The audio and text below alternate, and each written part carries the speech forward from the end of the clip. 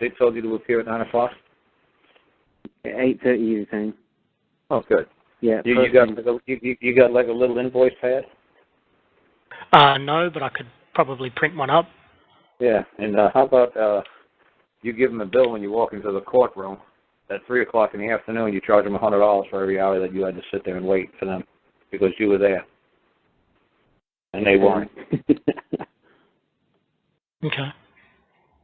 They were late for their appointment, and your time is valuable. Oh, I see where you're going with that. Yeah. Yeah. They want you there at 8:30. You can be there at 8:30. And they're not ready to go. I mean, I even did that on one of my earlier shows. I said, walk into the courtroom at 8:30. I said, I'm here. I've been summoned to appear at 8:30. Is there a claim?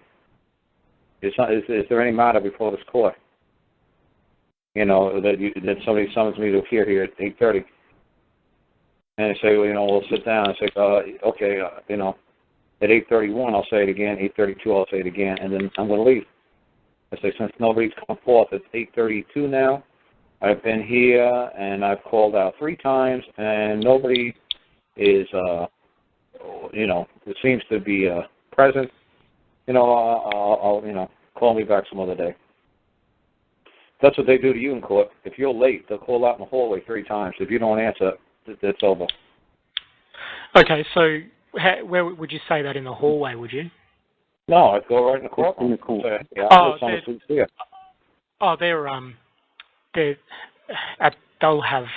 cases that they're hearing at that time.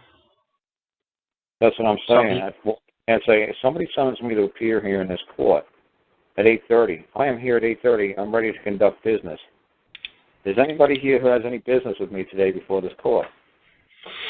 Say 3 times. Just like if you're told to be there at 9 o'clock, the bailiff is going to walk down the hallway at 9 o'clock and call out your name. He might do it 2-3 times, and then after that, they're going to get a default judgment against you.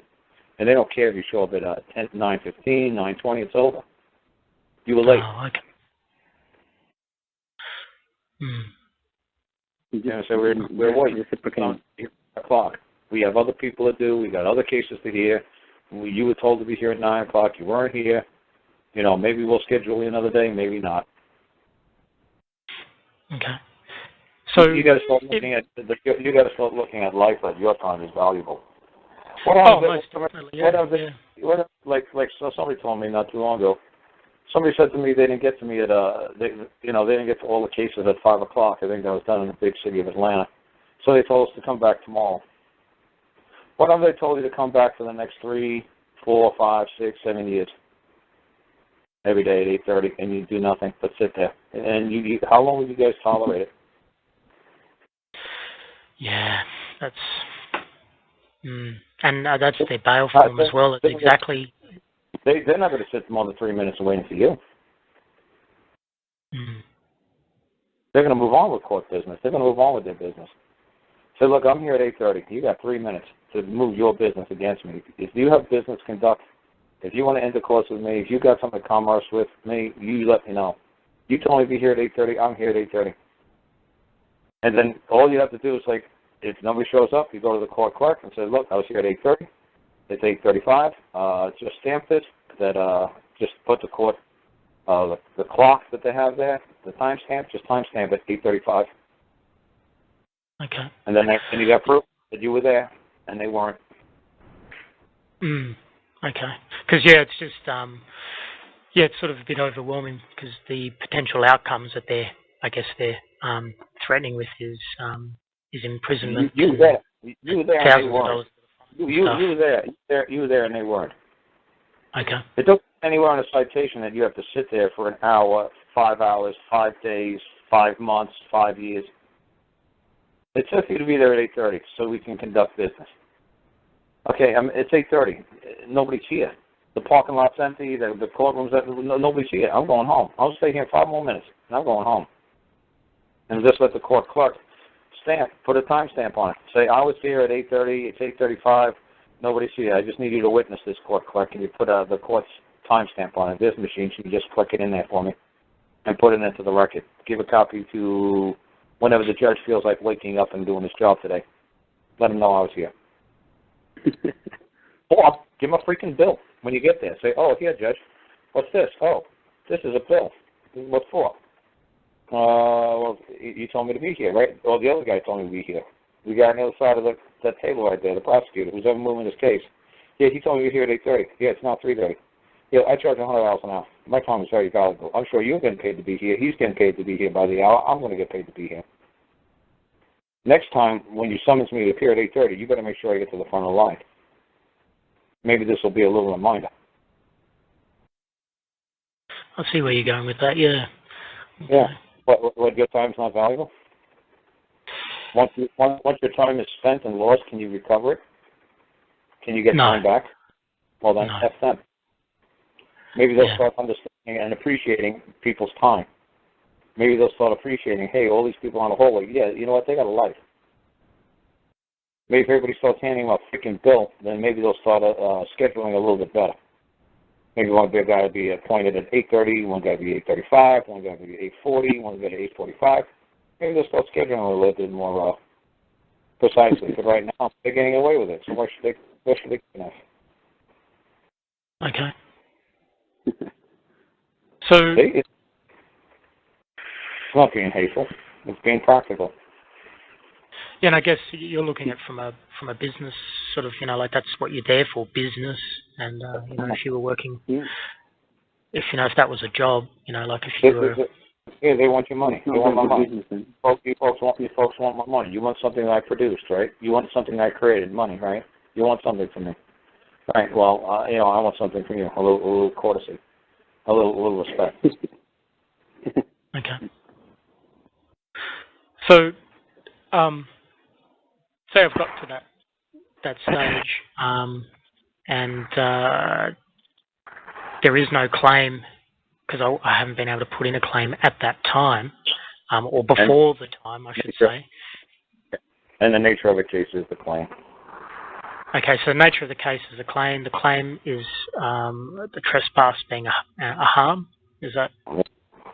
The characteristics of the characteristic of the case would be the claim would be a trespass. Okay, all right. That's how you characterize the claim as that of a trespass. Now, are we using property or right, Barley? Because you mentioned right to travel and such. But then the trespass would be the characteristic, and then the definition of the trespass would be interfering with the right to be let alone, or the right to go from point A to point B, or the right to whatever. That'd be the definition of the characteristic of the trespass. The trespass would be nature would be the claim, the characteristic would be a trespass, and the definition would be what the trespass was. Would you put in the claim as well that, I say that I have done no wrong to any man? Anything like that? I have no idea. I just got here. I have no idea what you're going on about 20 men. Oh, okay, sorry. He's talking about a police stop that went wrong, basically. So it was a infringement on his right to go from A to B, basically. Yeah, he interfered with his right to go from point A to point B. Yeah. Yeah. Okay. And they kindly given him some sort of documentation to prove that point as well, that they did do that. Yeah, you got to make a claim. Yeah, you got to have a claim. I'd have a claim before the court when they go to hear their case. You say, oh, well, we're doing this and everybody's here. Let's do my case. Okay. Oh, but is that, because I heard you mention before that that's ambushing or something like that. Is there any way to sort of say, hey, look, maybe... That's why you're supposed to put it in way before the day of the trial. Yeah, and look, that was my mistake. Well, it's not a mistake. I mean, they can't hear the case immediately if they wish to. If the other they say, I wish for my case to be heard right now as well. They're like, what case? This case. And you make sure you hand it to the other side. And if the other side doesn't object and say, well, this wasn't timely filed, and we have 21 days to respond, and this is an ambush. Maybe. The guy forgot to do it at Bowley's trial. I laughed when I said to Bali, I said, you know what, this guy could just say, you know what, we're going to wait. You know, your trouble is because you give him enough time. You gave him 10 seconds.